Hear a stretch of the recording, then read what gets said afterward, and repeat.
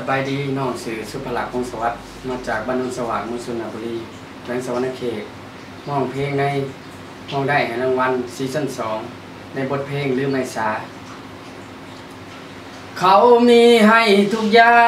งที่พ่อแม่น้องต้องการแต่ไอ้นั้นมีให้เพียงหัวใจเขามีเบิดทุกสิ่งเป็นที่พักอิงให้เจ้าอาศัยคน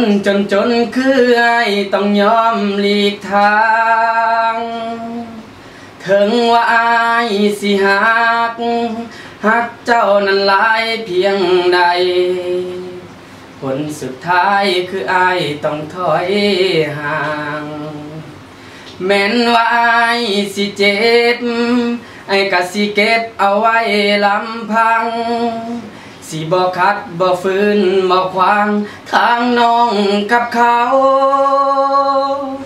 แม้นว่าเฮาสิหักกันปานใดลืมไอ้สาน้องลาให้น้องนั้นเลือกเอาเขาหากเขามันคงเป็นไปบ่ได้ทิมไอ้สาน้องลาไอ้อยากให้น้องตัดใจ